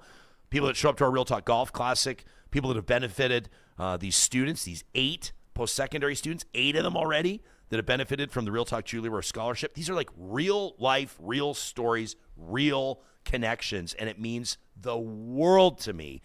And I know you feel the same. I don't want to put words in your mouth, but I mean, I feel like, all this talk about AI, it's not to me just about, you could listen to some podcasts, I guess, it could be like a literary review or like a music review or talking about the pop culture headlines or whatever. This show is about like the real issues in front of real people and the real impacts that those issues are having, right? These are people sharing their firsthand testimonies, like Sorin today, writing in Sorin's take on the pipeline deal or the flamethrower, people that are like fired up and need an outlet. They're pissed off through like the teachers' strike or whatever, and they need an outlet. And that's like their real take in front of an audience that they know that they connect with. And that to me, honestly, guys, I know it sounds cheesy, but I mean it from the bottom of the heart. It just means the world to me. Yeah. I mean, there's a lot of great about AI, but it's just we got to be smart about it, and it's rolling out fast. So, AI, only giant companies are using it right now and producing it, right? And I think that's the problem. And it's used mainly right now to extract value, not create it. So we just need to use AI to create value, right? Yeah. If it doubles productivity at a workplace, don't fire people, give your workers a 4-day work week. You know what I mean? And it also, like, the economy aspect has to be there as well. Like, wages has to keep up with production. Just because AI helps people schedule and do their emails and respond and work better at a job doesn't mean, oh, you're using AI now, we're going to pay you less. No, pay them more. Productivity is going up. You're making more money.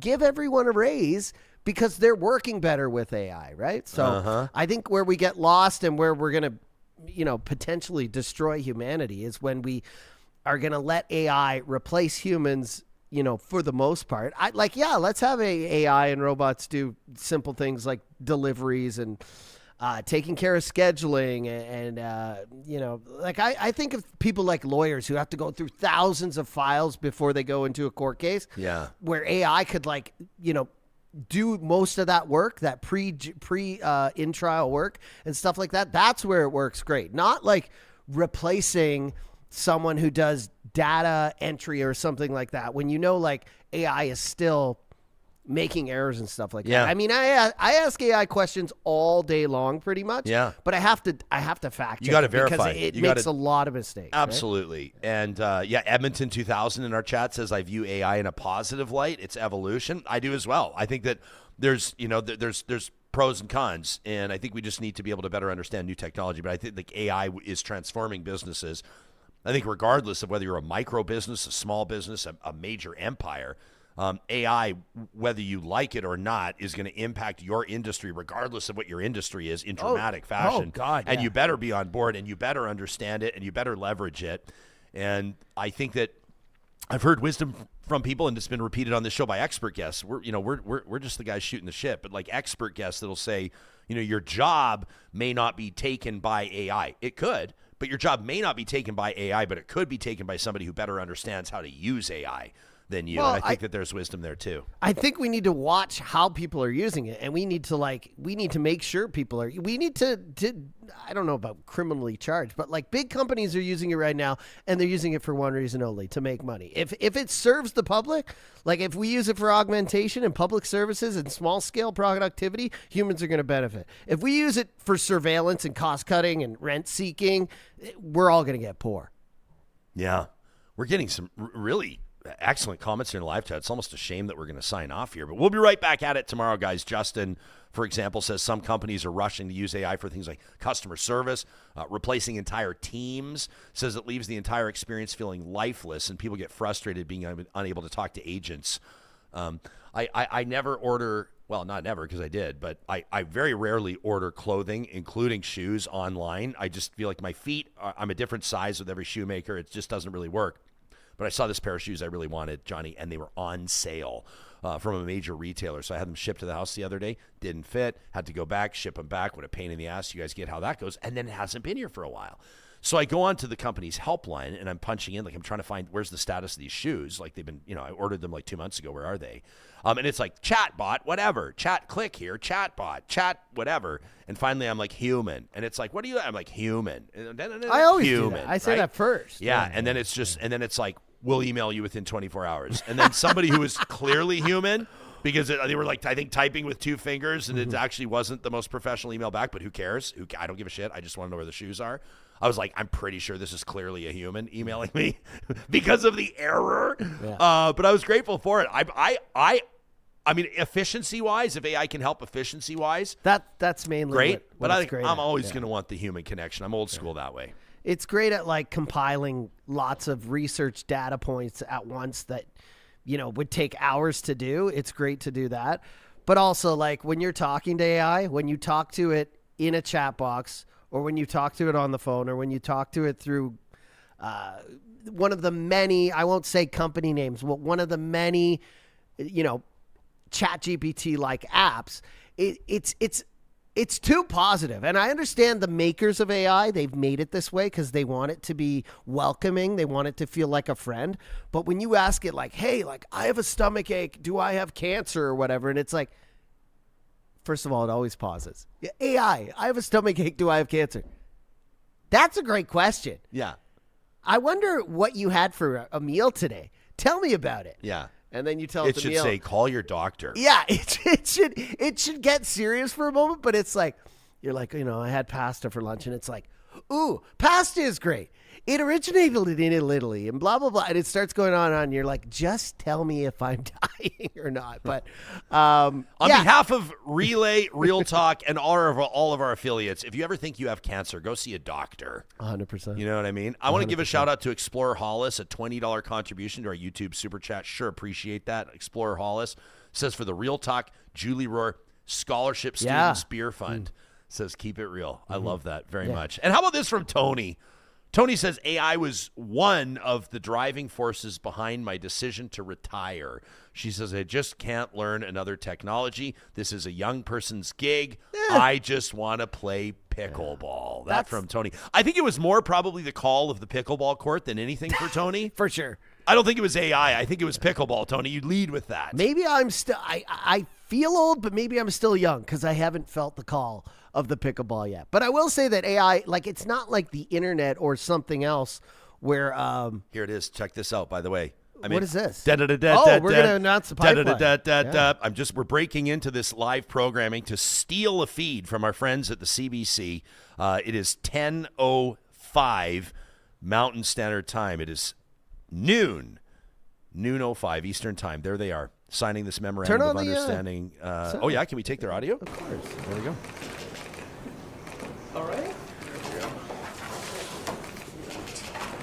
They've swapped the documents. Explain this for people who are listening. Yeah, it's Mark Carney, Danielle Smith, with a backdrop of Alberta and Canadian flags.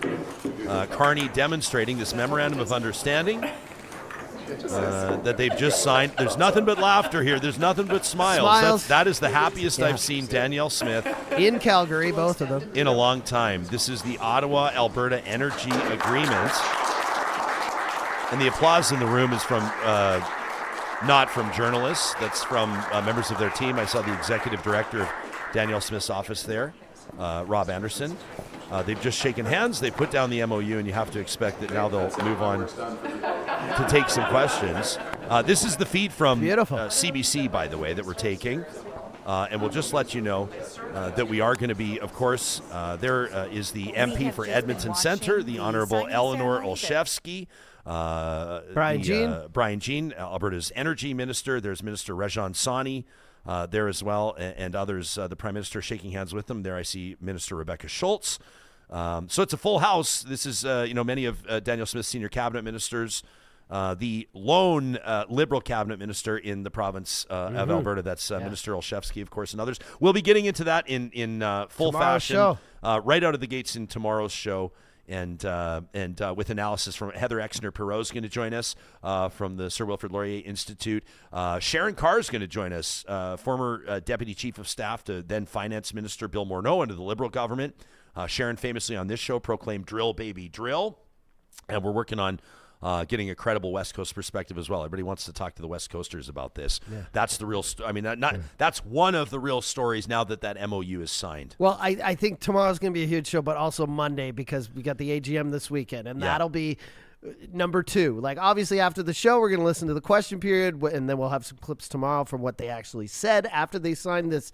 You knew they were going to have it. It's almost like Trump when he signs those things. They had it in a nice folder. Yeah. Danielle's going to take that to the UCP AGM. She's going to hold it in the air. Yeah. Like you said, I'm betting on huge standing ovation. Oh, yeah. But then we'll also hear directly from people because they always let people speak at these UCP AGMs, and some of it is just hilarious. Well, you've got the Alberta what her separatists. Actual constituents say. The separatists want her out. The separatists. And I talked about this at length. I went on a whole rant on it in our most recent episode, so I won't recreate it. I'll save it because it's going to be a recurring storyline, which is going to get funnier and funnier and funnier. Yeah. These folks that think that Danielle Smith is not conservative enough, she's not fighting enough for Alberta. The fact that BC as a province, the BC provincial government, and that First Nations communities are going to be consulted, they think is a travesty. They figure that they could get a better deal by severing ties with Canada and that way get a pipeline built, which is just one of the dumbest things I've ever heard in my entire life. But they will be out at the UCP AGM as well, trying to put pressure on Danielle Smith. Jeffrey Rath, the lawyer, says that Smith, he said this by way of his Twitter account, should show up to the UCP AGM with a resignation letter ready to submit. I would humbly suggest the last fucking thing that she's going to bring to the AGM, having just signed a pipeline deal with the Prime Minister, is a resignation letter, buddy. These people just want chaos. And I'm talking about separatists. I'm not talking about conservatives in general. I'm saying, like, if you're a liberal, if you're conservative, if you're an NDP supporter, I don't care if you're green right now, you have to be a little comfortable with what Mark Carney's doing and how the pushing of the state of the nation is going right now. If boxes are getting checked, if the carbon tax is gone, at our level at least, as civilians, if pipelines are being built, if housing initiatives are moving forward, I don't see what else a conservative government would have done. They would have been doing all this stuff as well. So when you are against it and you are cheering for this to all fail, it makes me seem that like you only want chaos. I would feel the same way. I would be positive and enthusiastic if Pierre Poilievre was doing all these things as well. It just happens to be that Mark Carney won, narrowly, I will say, with a minority government, and that it's happening under him. And it's good for Canada. Was I pushing for a pipeline the number one thing I wanted? No. But if it serves the community that I live in, Alberta, if it makes people on the left and the right happy, great. But when you're just you said it on the show the other day, the whole notion that, hey, we should stop all this now and try to build the pipeline on our own, but we'd have to go back to the same exact people. No, I mean, it's just so dumb. And calling memorandums of understanding or whatever they are as so-called, we had 5, 6, 7. I tried to look up how many we had before TMX was finally approved. We did the same thing with TMX. We did the exact same thing. We talked to people in different jurisdictions, different communities, First Nations people. We got everyone on board. We signed a bunch of things, and then a pipeline was built. It's the exact same template we're doing now. Yeah. I'll save some of my rocket-fueled firepower. I did too. I didn't call them shit disturbers. I wanted to say it. We'll see. We'll see what the flamethrower looks like. That's, of course, presented by our friends at the DQs of Northwest Edmonton and Sherwood Park. Last episode of every week, and that this week will be the 28th of November. All AI. We will. No, just kidding. We should do an all AI. We would disclose it, though, Real These Talkers. These are real emails, listeners. They are. That's the beauty of the flamethrowers. They are all real emails or YouTube comments.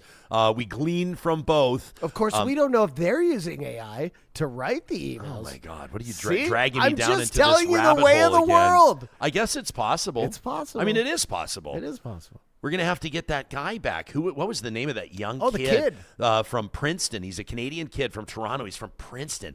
And he developed... shit detector. Yeah, he developed the app that can detect ChatGPT, and they're using it on university campuses to stop students. I mean, I needed ChatGPT when I was in university. I was the guy. I would like wait till the last minute. And all of a sudden I'd have to write like a 12-page paper by the morning, and I'd be up all night drinking the worst tasting coffee you've ever had in your life. I think that's great, though. It's like Google Images or whatever. Eventually we'll have an app where we can input a link and be like, is this AI? And it'll tell us in 2 seconds. Yeah. I think that's great. But now you're trusting AI to tell you if it's AI or not. But you know what I mean?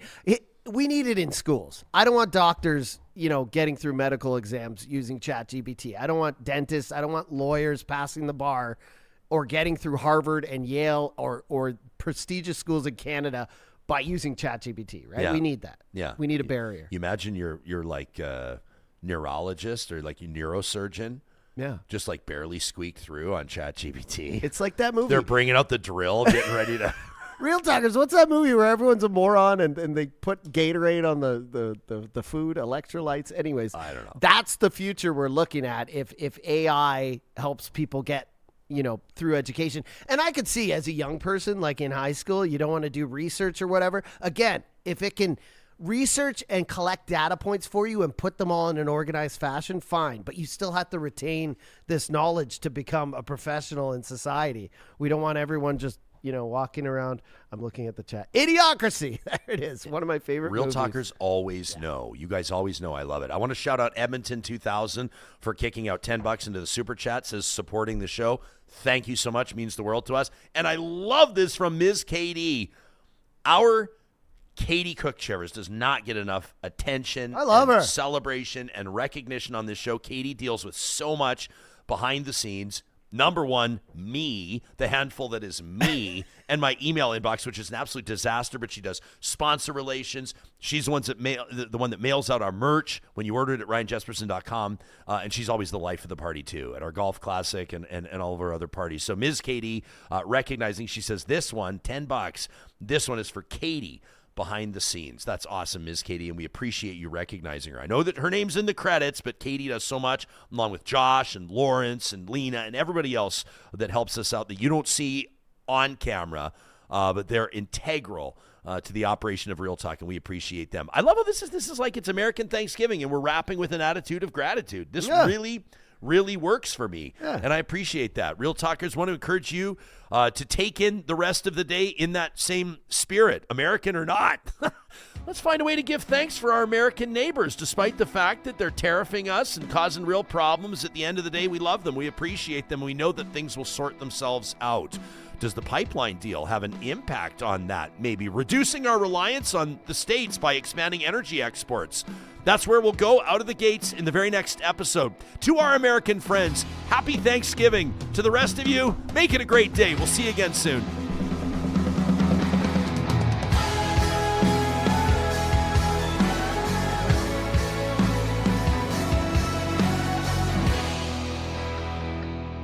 Real Talk is hosted by Ryan Jesperson, executive producer Josh Dunford, technical producer John Hicks, general manager Katie Cook-Chivers, account coordinator Lawrence Derlego, human resources Lena Shepard, website design Mike Johnston, voiceover by me, Carrie Skelton, member emerita Julie Rohr.